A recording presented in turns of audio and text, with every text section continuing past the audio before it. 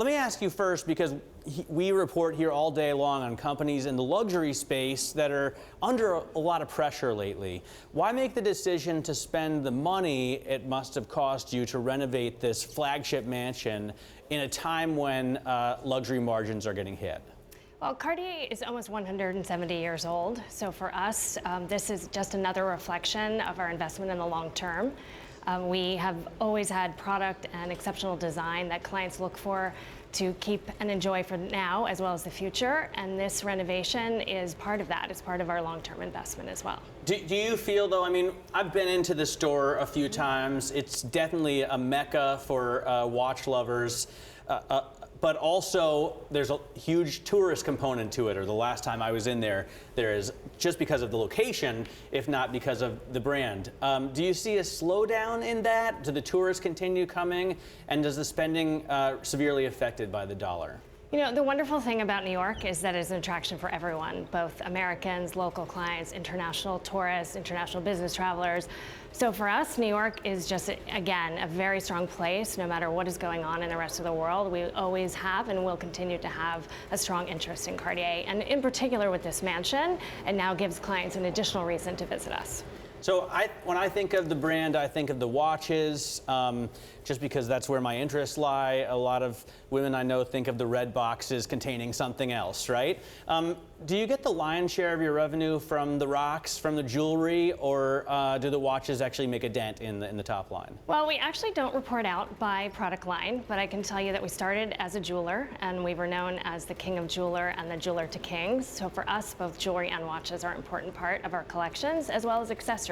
We have eyewear, we have leather goods, and we also have handbags for ladies as well. So Bloomberg has a story out today about the foray into the more complicated timepieces that you've made, and of course Cartier started out. I think Louis Cartier was designing a watch for a buddy of his who was a pilot, right? The simplicity was really important. Is that, do you think, key to your brand, that simplicity, that elegance, rather than kind of the complications that you would see in like a Patek Philippe? Again, you know, I think the great thing about the mansion is that it gives you the exposure and experience to see everything that we offer. We do have complicated watch timepieces. We also do have the Santos Dumont watch, which is what you mentioned, and it was designed for... Right, Alberto Santos Dumont was the pilot, right? Exactly, and we were commissioned to design the first wristwatch for him so that he could fly and keep his watch intact instead of his pocket watch. So the great thing about Cartier is we continue to design those pieces that are relevant for our clients now, but also going to be very timeless in the future. I'm going to say that was 112 years ago, I think, right? Yes. I believe it was like 1904. 1904, yes. So, but the diamonds are really, I mean, that's the big ticket item, right? If you have a big Cartier diamond, especially if it's an antique, that's really a priceless piece. Do you see those prices swelling in times when people need to put cash other places and are worried about asset prices, say in the stock market or bonds? Again, you know, normally clients come to us first and foremost for our beauty and our design and to mark milestones, such as an engagement, an anniversary, a birthday.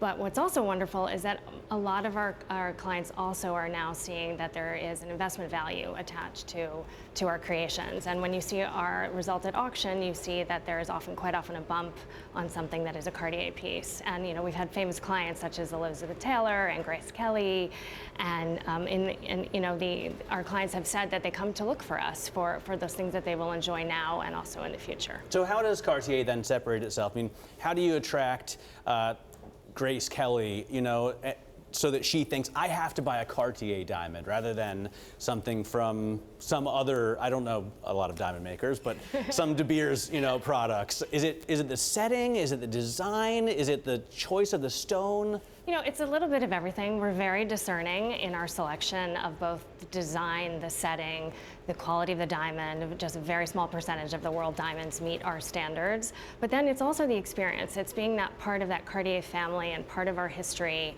And you know, we often say that the creations of today are going to be those those archives of the future. So, this mansion has been designed to attract people in and to allow them to become part of the family. It was a private home at one point, so that's a great metaphor for what we believe that our clients will feel when they come to shop at Cartier. So that's why it's called the mansion. Yes, it was actually a private home, and Pierre Cartier actually traded the mansion for a double strand of pearls in the early 1900s.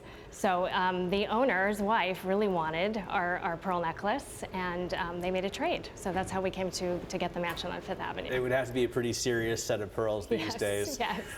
Let me finally ask, I know that you're running the North American market, so that you don't really have an experience in the Asian business or the European business, but you still must deal a lot with those clients. How important is the I don't want to say tourists, but the outside money coming into the U.S. for Cartier here in New York? Well, again, we don't report out differentiation by market or by demographics, but again, I would just say again that New York is such a mecca for everyone in the world.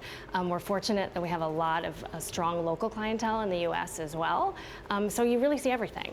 So it's all important to us. So New York is up there with Paris and Yes, London. It's one of the 3 to 5 leading cities in the world for us.